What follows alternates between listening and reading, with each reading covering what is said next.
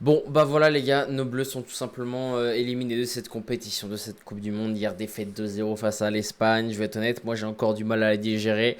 En tout cas, j'espère que vous allez plutôt bien. Vous l'avez compris, aujourd'hui, on va débrief un petit peu cette demi-finale. Je pensais pas débrief à demi-finale, j'attendais cette finale avec impatience pour qu'on puisse la débrief lundi prochain, avec en espérant, en étant joyeux au bout. Bon, finalement, on n'a ni finale, ni débrief joyeux. Ça sera un débrief un petit peu terne, mais on va notamment revenir sur les petits problèmes de la composition de base de l'équipe de France, des choix des champs en cours de match, les problèmes aussi de l'équipe de France pendant le match, mais surtout bien évidemment les buts espagnols et un petit peu tout ce qui s'est passé pendant ce match là sur une vidéo d'un bon quart d'heure je pense, 20 minutes peut-être. Mettez-vous à l'aise, posez-vous tranquillement et on va directement démarrer tout simplement pour débrief ce match que j'aurais aimé ne pas débrief de cette manière là honnêtement. Et déjà on va pouvoir démarrer les gars au niveau des compositions des équipes et notamment côté espagnol dans un 4-3 assez classique. La seule surprise si je peux dire sur ce 11 titulaire, c'est la non-titularisation de Pedri et la titularisation de Fabian Ruiz à sa place avec le milieu classique de Olmo et Rodri. Et honnêtement, c'est peut-être le meilleur choix de De La Fuente sur ce match-là, surtout que l'entrée de Fabian Ruiz avait été quand même très bonne face à la Belgique. Et sûrement, ça a apporté un certain plus, notamment défensivement, à cette équipe espagnole. Et surtout, ça a apporté un vrai gros milieu à 3, on a vu hier, face à un milieu à 2. On va dire peut-être aussi de base à 3, peut-être avec Michael Olise, mais sur les efforts défensifs, c'était quand même bien plus un milieu à 2 qu'un milieu à 3. Et on va être honnête, au vu de la prestation notamment d'Aurélien Tchouaméni, voilà, qui est peut-être l'erreur de Didier Deschamps sur ce 11 titulaire, qui a mis tout simplement Rabiot en 1 contre 3 sur toute la première mi-temps, et même d'ailleurs sur tout le match, vu que Tchouaméni a joué tout le match, c'était un milieu à 1 contre 3, et qui forcément allait très rapidement s'échouer et tout simplement s'écrouler. On a vu Rabiot quand même tenir le maximum qu'il a pu, si on est honnête, mais si on est encore plus honnête, mais on va revenir après sur la composition française. Manu Koné aurait dû sûrement démarrer face à cette tout simplement compo espagnole et devant après le reste c'est du classique, mais il faut quand même les gars se dire tout simplement que ça fait déjà le 4e match d'affilée que les Français affrontent les Espagnols et que c'est une 4e défaite aussi d'affilée et c'est surtout un 4e match qui de nouveau comme les 3 précédents s'est joué sur ce fameux milieu de terrain là. Je suis désolé, mais quand on n'apprend pas de ses erreurs, c'est sûr que forcément on va de nouveau se faire avoir par ces mêmes erreurs. De nouveau hier, c'est le milieu de terrain qui a favorisé l'équipe espagnole à prendre le dessus sur les Français. Et comme je dis, ce milieu de terrain espagnol a joué à 3 avec un Dani Olmo qui a fait les efforts défensifs. Contrairement, et je peux pas vraiment le blaser, un Olise qui a cette habitude forcément à moins faire les efforts, notamment défensifs en tant que milieu offensif. On va dire qu'en plus il a l'habitude de jouer à droite, donc peut-être un petit peu plus venir aider son latéral droit, mais aujourd'hui moins cette habitude de venir aider Rabiot et Tchouaméni. Il aurait peut-être dû, surtout au vu quand même de la méforme de Tchouaméni sur ce match-là, mais en tout cas côté espagnol la compo était parfaite, surtout que même Alex Baena qui pour moi était peut-être un des éléments les plus faibles de cette équipe espagnole a su faire la différence face à un Koundé nouveau en difficulté. Cucurella nous a sorti un match mais de classe, mais extraordinaire, peut-être son meilleur match de sa carrière si je suis honnête à Cucurella derrière le duo Laporte-Koubarsi. C'était bétonné. Unai Simon est resté parfait sur les petites actions qu'ont eu les Français et Pedro Porro à droite honnêtement n'a pas eu grand chose à faire avec un bras de la Barcola honnêtement pas vraiment très percutant, en tout cas pas en réussite au niveau de la percussion, et Lamine Yamal a fait du Lamine Yamal face à Lucas Digne. Mais on va surtout revenir sur la compo des Bleus les gars, où il y a vraiment des choses en termes de questions à se poser. Comme je dis déjà, Tchouaméni, est-ce que c'était vraiment le bon moment pour le mettre titulaire alors qu'on a un Manu Koné qui reste sur 2 rencontres d'affilée, joué avec 2 très belles rencontres de sa part, Tchouaméni qui joue pas depuis déjà au minimum 10 jours de ce que je me souviens. La question déjà se fait poser ici. Ensuite l'autre question c'est Lucas Digne, même si je suis le partisan de dire Digne doit être titulaire dans cette Coupe du Monde et sa titularisation est plus que logique, dans ce match là c'est tous les jours Théo Hernandez qui doit démarrer uniquement parce qu'en face tu as un Lamine Yamal qui techniquement est très fort, mais surtout en termes de vitesse et de physique va venir manger Lucas Digne sur ses seules faiblesses, même si physiquement Digne est capable de tenir, mais sur la faiblesse où Lucas Digne est pas très rapide face à un Lamine Yamal qui détale. Lucas Hernandez qui lui a les jambes pour le suivre, on l'a vu notamment sur son entrée où Yamal lui a eu un peu plus de mal à rentrer, même si forcément il restait moins de temps et que Yamal avait fait le plus dur avant. On a quand même vu que Lucas Hernandez était plus apte, je pense, à prendre Lamine Yamal sur ce côté gauche là. Et je vais revenir à Koundé, comme depuis le début de la Coupe du Monde. Koundé nous faisait des phases d'élimination directe un petit peu plus propres, mais on a de nouveau revu ses difficultés en phase de poule où offensivement il n'apporte rien, même s'il n'a pas été par un Dembélé, été aidé plutôt par un Ousmane Dembélé offensivement pas bon du tout, même dans tous les aspects. Ousmane Dembélé n'a pas été bon, mais même défensivement Koundé s'est quand même fait manger, comme je dis, par Baena, qui pour moi depuis le début de la Coupe du Monde est un des éléments les plus faibles de cette équipe l'équipe espagnole, tout simplement parce que sur le banc, on a un Nico Williams qui est en retour de blessure, donc pas à 100% pour démarrer les matchs. Mais aujourd'hui, on met Nico Williams à sa place. Koundé est sorti à la mi-temps au vu du match déplorable. Le seul bon point dans cette équipe, parce que j'en viens toujours pas au quatuor d'attaque, mais on va y venir, c'est tout simplement Dayot Upamecano qui a fait de nouveau un match taille patron face à tout simplement un quatuor offensif côté espagnol où il était tout seul. Upamecano, Saliba, on l'a vu en plus avec sa blessure, a été rapidement sorti aux alentours, je crois, de la 30e minute de jeu, remplacé par un Lacroix dont on ne pourra absolument rien dire parce que je pense que dans sa tête, il n'était pas prêt à rentrer dans peut-être cette demi-finale et surtout aussitôt devant. Bien sûr, on va y passer, même pour Kylian Mbappé. Moi, personnellement, je le mettrais pas dans une des personnes qui fait un mauvais match. Pour moi, il fait plutôt un bon match avec le peu de ballons qu'il a eu. Il a tenté de percuter parce que c'était le seul. Il l'a senti à pouvoir faire la différence parce qu'il derrière, il n'était pas aidé. Olysée, on ne l'a pas reconnu. C'est pas le Olysée qu'on connaît depuis le début de la Coupe du Monde. Un Olysée qui n'arrive pas à percuter, où ses passes ne sont pas propres, où ses gestes ne passent pas, ne sont pas fluides. J'ai l'impression qu'Olysée était endormi. Ousmane Dembélé, je n'en parlerai même pas à droite. Ça a été chaotique. Je sais même pas comment est-ce que Deschamps peut remplacer Olysée avant Dembélé, et en plus Dembélé ne sort même pas de la rencontre. C'est dire la folie de la chose, parce que honnêtement j'ai pas vu ses stats, mais si il a réussi une bonne chose dans le match, c'est presque un miracle au vu de ce qu'il nous pond. Et Barcola à gauche, on sent que peut-être que Bradley Barcola n'était peut-être pas la solution pour démarrer face à l'Espagne, alors à moins que Deschamps avait un plan en tête, peut-être avec un Désiré Doué techniquement légèrement peut-être supérieur à Barcola pour percuter un peu comme face au Paraguay. Mais la titularisation pareil de Barcola aujourd'hui peut faire parler, même si on sait que Barcola et Doué ça joue de très peu, hein, la titularisation entre les deux. Mais sur ce match là, effectivement pour moi ce qui est parlant, c'est surtout Tchouaméni qu'on sait de retour de blessure, peut-être encore légèrement touché physiquement, et Lucas Digne, quand tu sais que tu affrontes un Lamine Yamal, où on sait que Lucas Digne, la vitesse c'est pas le plus rapide.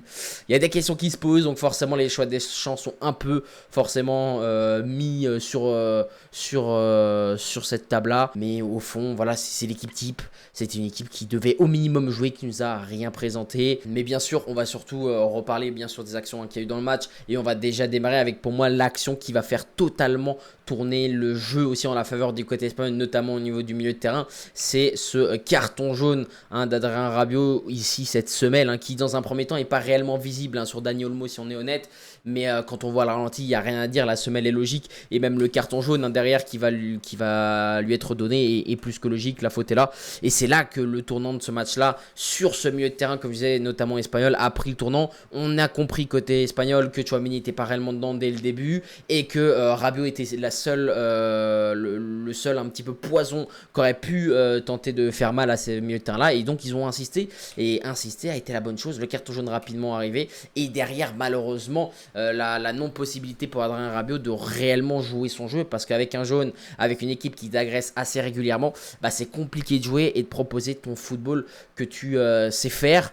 Et malheureusement l'équipe de France va faire que subir tout le long pour au final arriver à cette action très très litigieuse. Je comprends qu'elle fait parler, cette possible main de Lamine Yamal, mais on va pas se mentir, alors j'ai pas le high kick de Lucas Digne, mais voilà, le high kick est présent, oui. On a un Lamine qui saute, qui est même presque, j'ai envie de dire, qui fait un saut pour tomber sans forcément être touché par Lucas Digne, mais tu peux pas siffler main là-dessus. Il se met juste en opposition si Digne vient à frapper la balle, il vient effectivement le toucher. J'ai l'impression que cette partie-là de l'épaule, alors on sait que l'épaule s'arrête par ici, donc c'est vraiment en fait les deux surfaces pour moi qui sont touchées, et il y a tellement de pénaltys qui ont été sifflés pour la même chose que pour moi il y a pénalty tous les jours. On ne peut rien dire sur cette action. Pour moi l'arbitre arbitre plutôt bien. Effectivement le seul truc pour moi où l'arbitre aurait pu aller revoir, c'est le saut de Yamal qui est fait en amont du possible high kick, ce tacle, ou en tout cas ce dégagement de Lucas Digne tenté. C'est plutôt ça qui aurait pu le faire parler plutôt que la main, où honnêtement elle est inexistante, et ce qui va derrière amener le penalty ici de Oyarzabal face à Mike Maignan. Et d'ailleurs petite info pour ceux qui n'ont pas vu, moi je l'ai vu après le match, c'est ici Kylian Mbappé qui indique à Mike Maignan où Oyarzabal va tirer, et on voit qu'il indique à droite, et Oyarzabal juste derrière va aller tirer sur ce côté droit. Mike Maignan plonge du bon côté sur son côté gauche à lui, malheureusement elle est parfaitement tirée de Oyarzabal, il n'y a rien à dire, la puissance est là, la précision est parfaite, elle est mise à ras du poteau, à mi-hauteur, légèrement au-dessus de la mi-hauteur, ce qui empêche totalement Maignan d'aller la chercher, et ce qui permet du coup à l'Espagne de mener derrière un but à 0. Et derrière en plus à la pause fraîcheur, je me suis dit en plus à la pause fraîcheur ça va peut-être apporter quelque chose, Deschamps va essayer de trouver des petits points à améliorer de part et d'autre. Finalement rien du tout, on va arriver à la mi-temps à 1 buts à 0 pour l'Espagne, la mi-temps se passe, on se pose des questions forcément, on se demande qu'est-ce qui peut se passer dans le vestiaire, qu'est-ce qu'on se dit et comment est-ce qu'on va revenir, est-ce qu'on va revenir comme le Sénégal, parce que la partie est honnêtement un petit peu comme ce France-Sénégal, une première mi-temps totalement manquée, dominée, qui étaient les Français je trouve face au Sénégal, pareil aujourd'hui dominé par l'Espagne, sauf que cette fois-ci l'Espagne lui avait trouvé l'ouverture du score, mais nous en deuxième mi-temps on avait su retrouver les armes pour aller de l'avant, et finalement que nenni, on va arriver aux alentours de la 60e minute de jeu, et ce ballon de Pedro Porro qui est esselé, j'ai envie de vous dire esselé parce que Désiré Doué, le cadre de loin, de trop loin, on sait qu'on a Lamine Yamal ici, on a Fabien Ruiz qu'on voit ici demander à Porro de revenir en arrière s'il n'y a pas vraiment je pense de solution, mais Porro l'a vu, Dani Olmo qui est ici, Lacroix qui est au pressing sur Oyarzabal, et Olmo qui fait juste avec cet écart la différence face à Dayou Upamecano, derrière tout simplement Porro qui va aller trouver Olmo, qui va lui la remettre en une parfaitement, Lacroix est trop avancé, Upamecano sur Olmo, derrière ça laisse un champ libre parce que Lucadi ne peut pas laisser bien sûr Lamine Yamal partir tout seul, et Porro face à Maignan n'a plus qu'à ajuster parfaitement sur une sortie de Maignan qui peut pas faire grand chose, il couvre comme il peut le maximum d'angles, mais Porro trouve le filet des Bleus parfaitement, et ça permet à l'Espagne de mener logiquement ici aussi 2 buts à 0 dans un match où on ne s'est tout simplement pas réveillé une seule fois. Et justement les gars, on l'a vu, tout simplement les statistiques au global sur le match en entier, tout simplement on voit un expected goal de 0,31 pour aller en finale, c'est trop peu contrairement à l'Espagne qui a 1,63, mais surtout la possession de balle qui est mitigée. Les tirs sont peut-être les plus affolants, 10 tirs côté français contre 10 tirs côté espagnol, 3 cadrés côté français contre 2 cadrés seulement côté espagnol. Alors oui, il y a le but refusé pour Lamine Yamal de très peu, donc qui n'est pas compté comme un tir ni contre un tir cadré, mais ça aurait fait 11 tirs pour 3 cadrés, 3 buts. Le réalisme côté espagnol a été extraordinaire hier soir, contrairement aux Français qui n'ont trouvé aucune possibilité, aucune faille pour tromper Unai Simon. On a vu une frappe de Kylian Mbappé d'ailleurs contrée par, comme je dis au tout début, le diable de Cucurella de nouveau présent et qui vient raser ce montant droit de Unai Simon. C'est peut-être la seule occasion qui m'a réellement fait vibrer dans ce match-là. Tout le reste, ça a été des frappes non significatives, insignifiantes, juste pour tenter sans réussir. On voit la statistique aussi, un 7 corner quand même contre un seul côté espagnol. Si je suis honnête, je sais pas comment est-ce qu'on peut côté français avoir autant de corners et n'en pas réussir un seul. J'ai pas le souvenir d'un seul corner, je veux pas dire bien tiré, mais bien réceptionné et être dangereux face à ces Espagnols. Si on est honnête, en termes de taille, on est assez équivalent et c'est assez terrifiant. Et si on regarde un peu plus en détail, la première mi-temps, on s'est fait dominer de A à Z, 2 tirs seulement contre 5 côté espagnol, un cadré, un but contre quasiment un d'expected goal pour 0,0.4. Comme je dis, pour moi c'est vraiment le même match que face au Sénégal, on a été à côté de la plaque tout le long, et la deuxième mi-temps où là ça s'est un petit peu plus équilibré, l'équipe de France a retrouvé un peu plus la possession, a rejoué, mais en fait a rejoué uniquement quand l'Espagne a décidé d'arrêter de jouer, c'est-à-dire après cette 80e minute de jeu où le 2-0 était solidifié, était déjà pris, et on va être honnête, je pense que les Espagnols à partir de la 80e n'étaient pas encore à 100% sûrs de leur qualification, mais sentaient que l'équipe de France n'était même pas capable d'aller chercher le moindre but pour les duper, et c'est là que l'équipe de France, à la partie de la 80e, a commencé, je trouve, à prendre ses stats, mais à réellement jouer. Vraiment, si on dit réellement quand ils ont commencé à jouer, c'est à partir de la 95e minute de jeu. Rendez-vous compte, 2 minutes avant la fin du temps additionnel, avant la fin du temps du match, c'est 2 minutes avant que l'équipe de France se mette à jouer, uniquement parce que l'Espagne décide de leur laisser le ballon. C'est même pas la France qui décide d'accélérer, non, c'est l'Espagne qui décide de laisser le ballon aux Français pour qu'ils jouent un petit peu avec, parce qu'avant c'est tout simplement les Espagnols qui nous maîtrisaient de A à Z, et sur ce point là c'est quand même très terrifiant de se dire que nos Bleus n'ont pas su trouver à la moindre minute la faille pour duper des Espagnols qui eux ont su trouver la faille, et comme je dis, au milieu de terrain. Parce qu'on va forcément de nouveau en revenir, les gars, sur ce milieu de terrain-là, mais en fait, le trio Fabien Ruiz, Rodri et Olmo ont été parfaits, et c'est pour ça peut-être aussi la non-tiration de Pedri, c'est que Fabien Ruiz, en termes de cassage de ligne et en termes de prise d'information sur la ligne, c'est un joueur qui est très bon. On l'a déjà vu notamment quand il a pu jouer cette année avec le Paris Saint-Germain, ça a été compliqué, mais quand il a pu le faire, il avait été très chiant face aux équipes adverses, et tout simplement, on l'a vu, le duo Rabiot-Tchouaméni était en difficulté, mais surtout Michael Olise, ce qui aussi fait parler d'une prestation très compliquée pour Olise, c'est ça, c'est tout simplement ces lignes de passe cassées et parfaitement jouées et parfaitement défendues par Fabien Ruiz, et ce qui a empêché Olise d'aller trouver des joueurs offensivement, c'est ce diable de Fabien Ruiz. Il n'était pas tout seul bien sûr, Rodri a fait un gros match à côté, mais de nouveau c'est ce milieu de terrain là qui a fait la différence dans un match match comme ça. Et c'est ces stats-là aussi qu'on a vu. Ce milieu de terrain-là, à partir de la 80e, a décidé, même si Ruiz était déjà sorti, de laisser un petit peu plus ce ballon aux Français, de reculer, de jouer un peu plus défensif. Mais c'est parce que simplement ce milieu de terrain-là avait déjà fait le travail en amont, ce que n'avaient pas su faire nos deux bleus ici et peut-être Michael Olise. Et c'est là où la question se pose, est-ce que face à un milieu à 3, les bleus ne devraient pas repasser à un 4-3 et au lieu peut-être de mettre Olise ou Dembélé, venir mettre pourquoi pas peut-être un N'Golo Kanté ou voire même un Warren Zaïre-Emery qui serait capable de venir aider défensivement Tchouaméni, même offensivement d'Adrien Rabiot. C'est la question aussi qu'on pourrait se poser dans des matchs comme ça, surtout face à une Espagne qui, dans un 4-3, est tout simplement, on l'a vu encore hier, imbougeable. On l'avait vu face à la Belgique, un petit peu bousculé, mais qui avait su faire la différence. Mais surtout aussi, l'appréciation au niveau des champs, c'est pas que le 11 titulaire où il y a des interrogations, c'est aussi au niveau des changements. Les changements ont été faits très tardivement du côté de Didier Deschamps. Bon, le changement sur Adrien Rabiot est plutôt logique. Il a un carton jaune, on sent que l'Espagne va pousser s'il est sur le terrain pour aller chercher le rouge. Donc, son remplaçant à la mi-temps à la place de Malconé est plutôt logique. C'est vraiment l'après où on peut se poser des questions. Déjà, la question de pourquoi pas changer Dembélé qui nous fait un match catastrophique et de pourquoi pas laisser un Michael Olise qui pour moi est plus apte dans cette Coupe du Monde, j'ai bien dans cette Coupe du Monde, à faire la différence que Dembélé. La sortie de Barcola et de Digne est logique aussi ici. Mais la question surtout, c'est de savoir comment est-ce que Didier Deschamps a pu attendre la 72e minute de jeu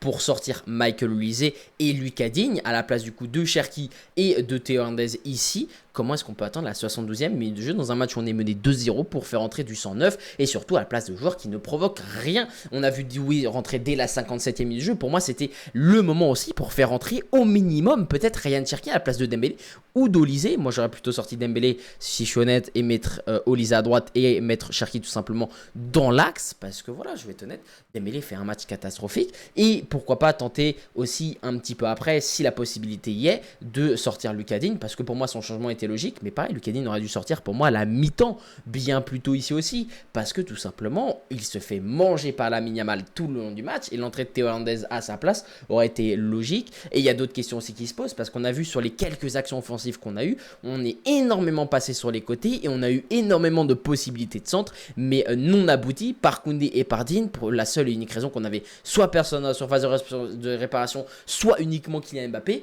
et est-ce que l'entrée de Jean-Philippe Mateta dès peut-être la mi-temps n'aurait pas changé quelque chose? Pourquoi pas notamment déplacer un Kylian Mbappé à gauche ou à droite, potentiellement plutôt à gauche à la place de Barcola, et faire rentrer Mateta en pointe pour apporter justement cette tour de contrôle dans cette surface de réparation espagnole et venir apporter le danger, un danger qu'on n'a pas su mettre tout le long du match.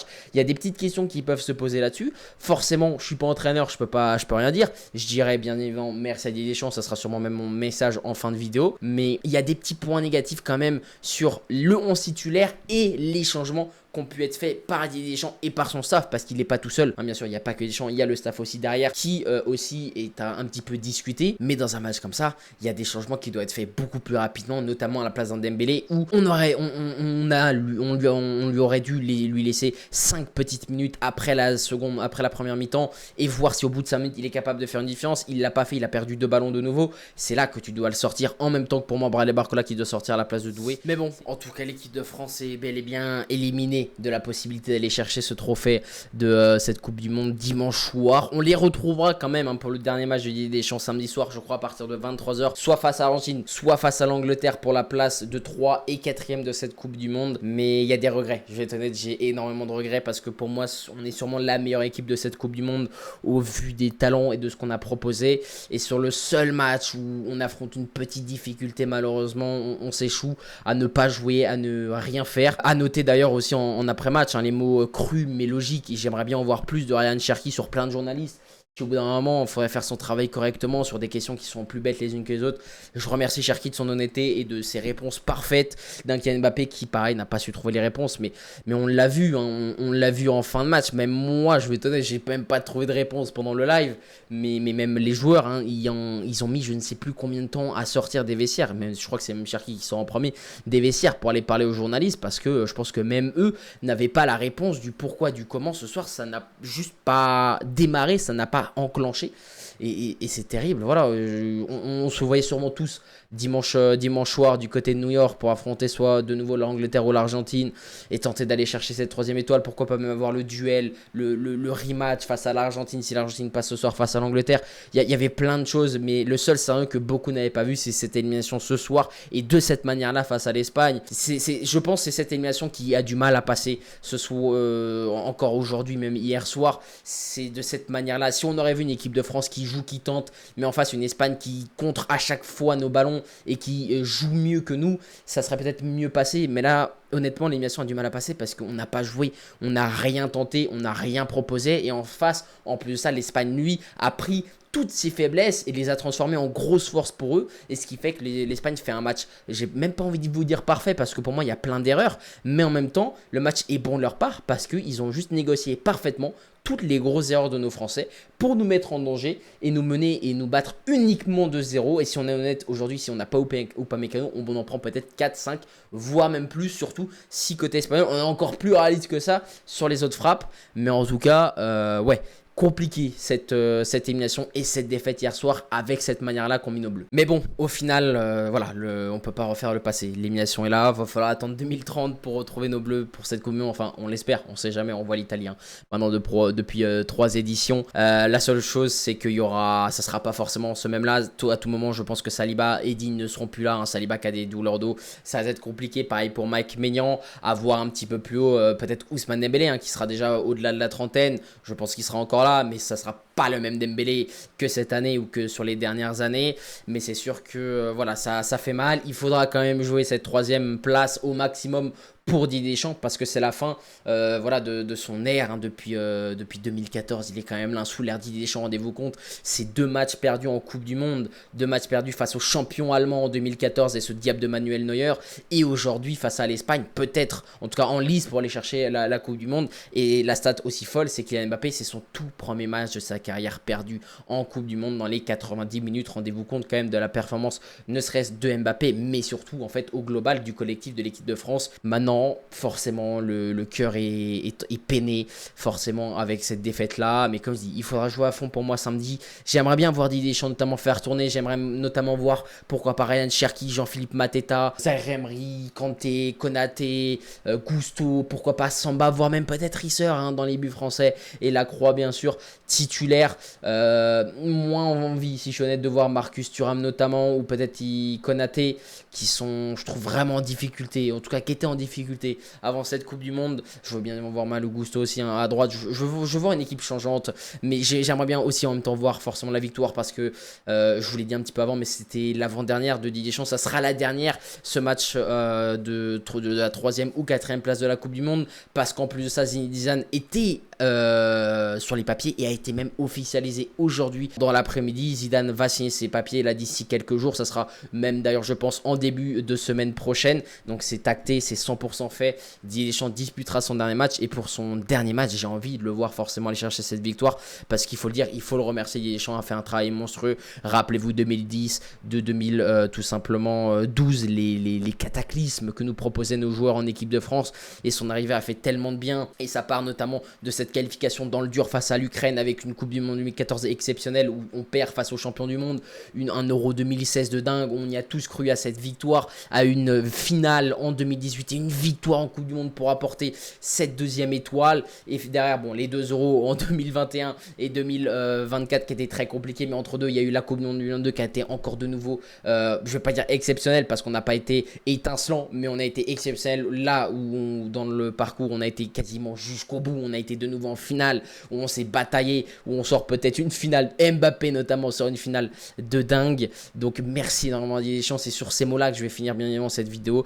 N'hésitez pas à liker, partager, à vous abonner à la chaîne. On parle de foot ici en général, il y a des petites vidéos qui vont arriver crescendo dans la saison bien évidemment. Merci infiniment pour tout ça, pour tout ce que tu as pu faire pour le football français, que ça soit en tant que joueur, en tant qu'entraîneur. Merci beaucoup, en espérant que tu aies une suite plutôt de la meilleure des manières. On sait que normalement il devrait pas arrêter d'être entraîneur, il devrait peut-être continuer, mais merci infiniment. Et maintenant place à Zinedine Zidane et à voir le travail du double Z, voir s'il est capable de faire comme avec le Real Madrid et faire des étincelles dans nos yeux. C'était Nob, je vous remercie, je vous souhaite une très bonne fin de soirée et à très vite.